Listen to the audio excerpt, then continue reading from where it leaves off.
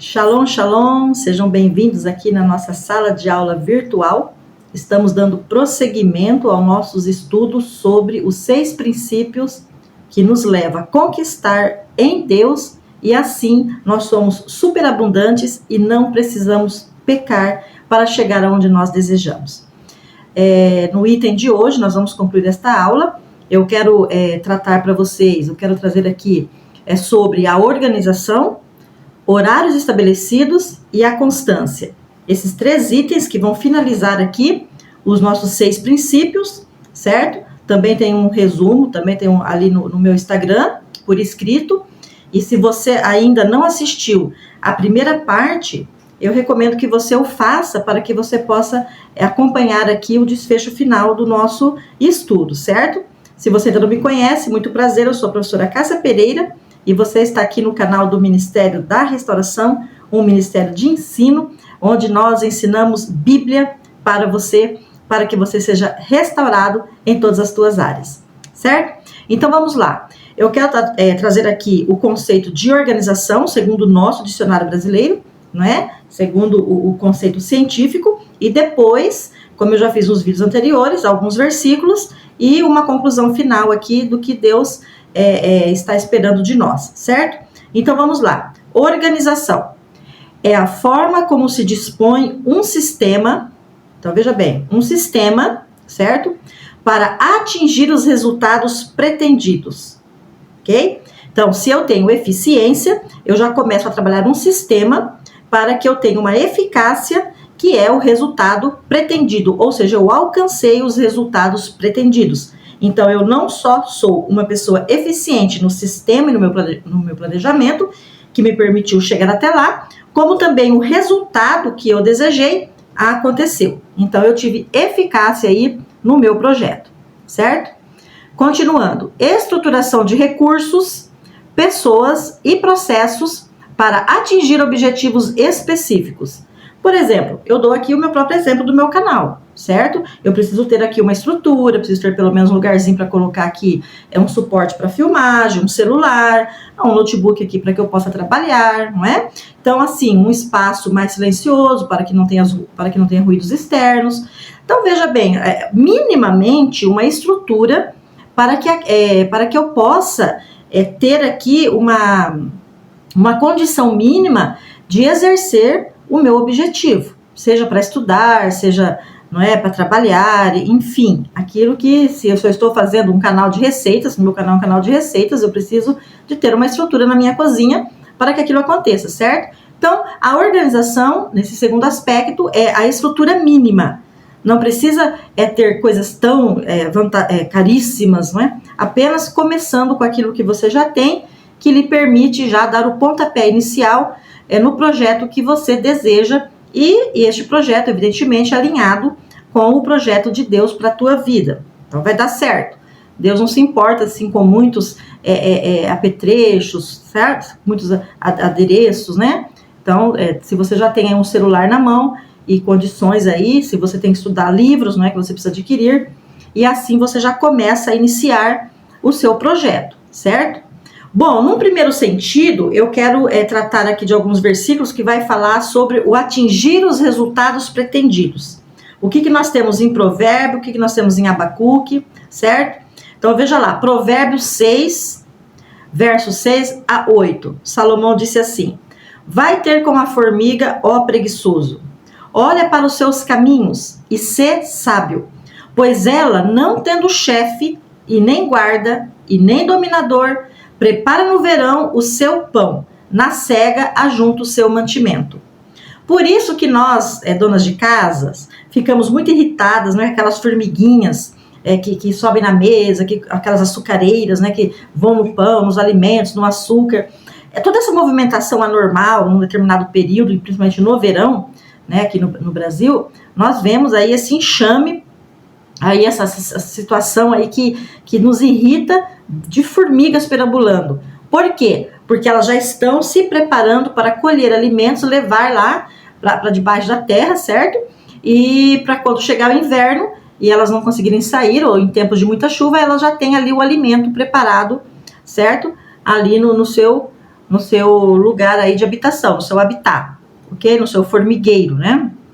Então, o que Salomão diz? Se ela não tem chefe, não tem patrão, não tem ninguém para dar ordem, ela faz sozinha, evidentemente em equipe ali.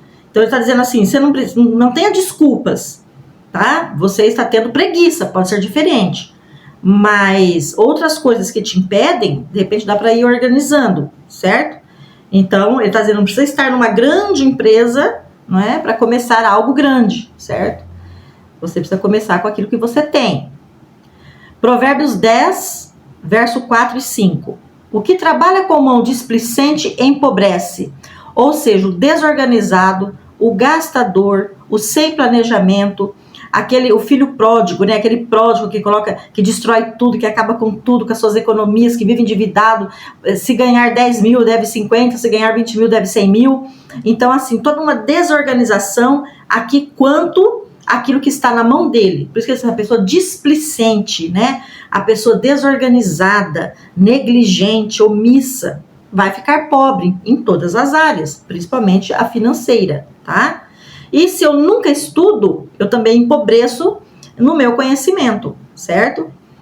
Mas a mão dos diligentes enriquece. Aquela mão que ora, que busca Deus, para que Deus o ajude no planejamento, na organização, de como ele tem que agir, que tem anotadinho, que controla suas finanças, que controla os seus horários, que tem ali uma organização, um sistema organizacional ali preparado, né? Para sempre estar aí em ordem com as suas coisas. Então, Salomão está falando assim, esse que é diligente, esse que todos os dias, certo? Ele cuida daquilo que ele tem, ele se prepara, ele vai enriquecer. O que ajunta no verão é filho ajuizado, mas o que dorme na cega é filho que envergonha.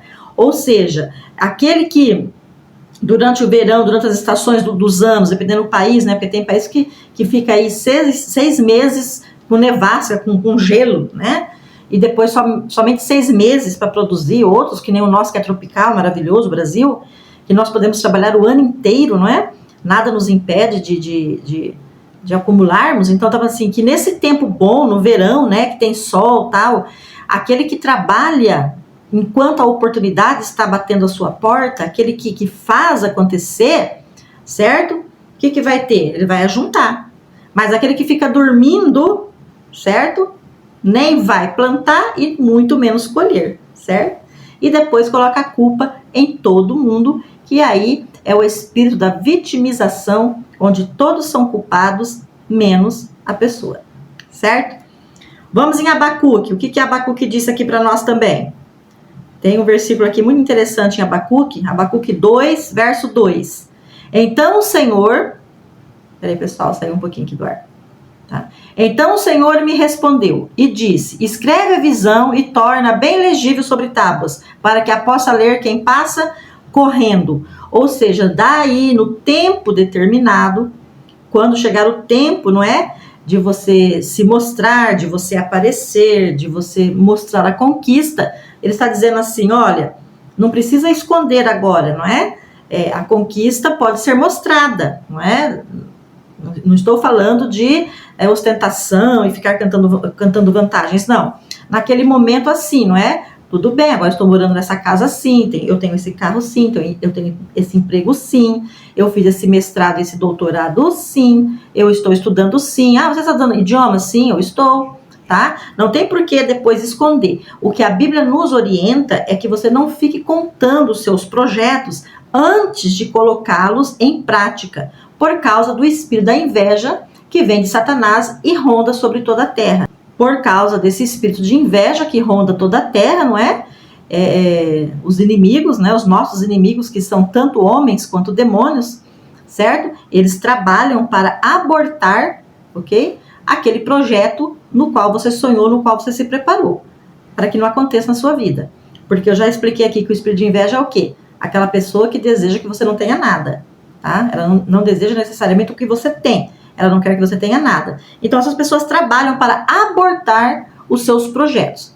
Agora, depois de concluído, depois que veio aí a colheita, né, os bons frutos, por que eu preciso me esconder? Não. Inclusive, eu falo, Deus me abençoou, eu sou abençoado sim, porque eu trabalhei no tempo oportuno, fui organizado, fui fiel, fui disciplinado, fui esforçado, com base no que a palavra de Deus diz para mim, certo? E em Romanos 12:11, não sejais vagarosos no cuidado, sede fervorosos no espírito, servindo ao Senhor. Então não seja uma pessoa lenta naquilo que você está fazendo, procrastinadora, demorada. Paulo está falando assim, seja uma pessoa ágil, seja uma pessoa bem disposta, seja uma pessoa sempre assim, sabe, como diz o ditado, assim, pronto para toda obra, né? Me chamou, estou lá, estou sempre empenhado nos meus projetos, nunca desistindo, certo? E ele falou assim, no espírito, seja fervoroso, seja uma pessoa de oração, de leitura bíblica, de comunhão com Deus, de não praticar imoralidades sexuais, de não roubar, de não corromper, de não se sujar com o pecado, porque não tem como vir bênçãos de Deus sobre uma tenda que está toda enlameada de pecado, onde tem podridão espiritual. O Espírito de Deus não entra onde tem podridão espiritual, ele não entra. Precisa limpar a casa. Então sejamos fervorosos no espírito para que não sejamos contaminados, sempre servindo ao Senhor, tá?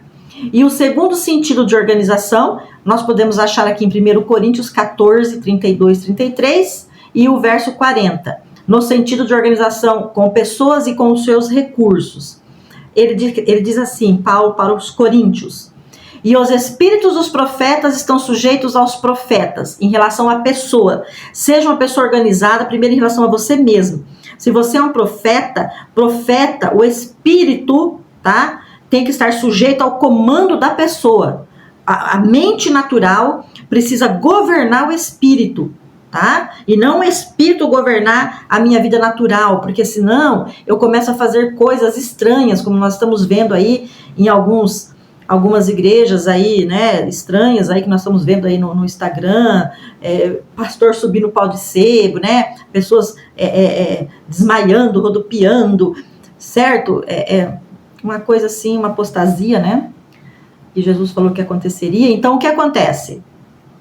Talvez o espírito que está lá, que eu não sei qual domina a pessoa, né, e a pessoa, ela começa a fazer essas coisas estranhas. Então, Paulo falou, dentro da igreja, o povo de Deus, e também fora da igreja, nós como pessoas normais, devemos sujeitar o nosso espírito, tá? Nós devemos comandar com decência e ordem todas as coisas, ok? Porque Deus não é Deus de confusão, senão de paz, como em todas as igrejas dos santos. Mas faça-se tudo decentemente e com ordem. Tudo decentemente e com ordem. Com pessoas, com você mesmo e com os recursos que você tem e que Deus vai mandar para você, certo? Porque ele diz aqui, Deus não é Deus de confusão. Deus não faz coisas estranhas que escandalizam pessoas, tá? Esse não é o Espírito de Deus que habita na igreja onde o Espírito de Deus está. Onde o Espírito de Deus está, existem ordem, decência e o atuar maravilhoso do Espírito Santo, porque o Espírito Santo, ele não é um palhaço de picadeiro de circo, não é, ok?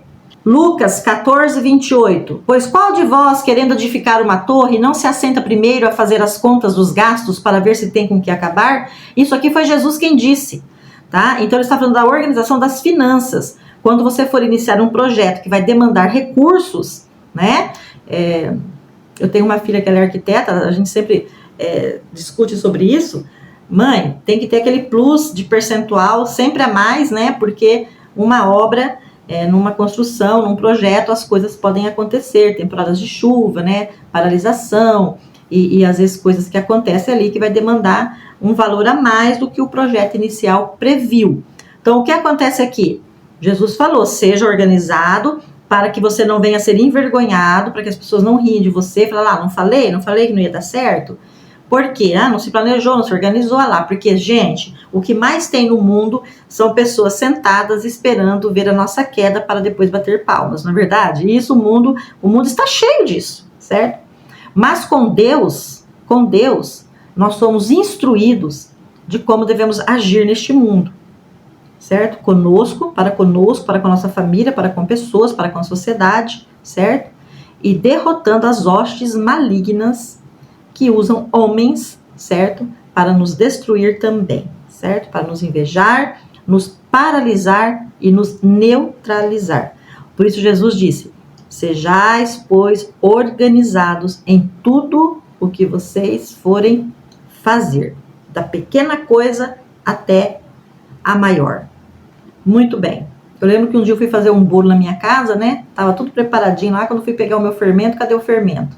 Eu não tinha o fermento, perdi o bolo, porque eu me esqueci de me certificar se eu estava com fermento em casa ou não, e não estava. E eu falei, puxa, perdi todos aqueles ingredientes, né? Então, é uma coisa simples que eu tô dando aqui um exemplo. Porém, eu não me certifiquei, né? Se eu tinha ali naquele momento todos os ingredientes. Achei que tinha, né? Mas não tinha, certo? Então, veja. Em Provérbios 31, 27 diz assim: está atenta ao andamento da casa e não come o pão da preguiça. Primeira parte aqui, ó, esteja atenta ao andamento da sua casa. O que está acontecendo ali? Eu não tinha fermento, né? Não fiquei atenta aqui com o andamento da minha despensa e perdi o meu bolinho querido, não é? Mas depois eu fiz outro. Então, muito bem. Então, não coma o pão da preguiça também. Tem uma casa organizada, uma casa limpa, uma casa, sabe, normal, gente. Uma casa normal, que cheira um cafezinho, que tem uma almofadinha até fora do lugarzinho, uma casa onde as pessoas habitam, os filhos, não é? Onde a gente senta ali para tomar um suco, comer um bolo, não é? Jogar a conversa fora, tomar um cafezinho. Uma casa normal, porém uma casa limpa. Não importa que casa você tenha, da mais simples até a mais sofisticada. As nossas casas devem ser limpas, organizadas, porque Deus é Deus de ordem, ok? E vamos aqui, então, concluindo essa primeira fase aqui, a conclusão da aula, que ele vai falar aqui da nossa organização. Então, este é o primeiro momento da nossa aula, certo? E este foi o quarto princípio que eu estou dando. Nós vamos agora para o quinto e sexto princípio, no segundo vídeo aqui, para concluir este tempo aqui de aprendizado, ok? Te espero aqui no próximo vídeo. Até mais!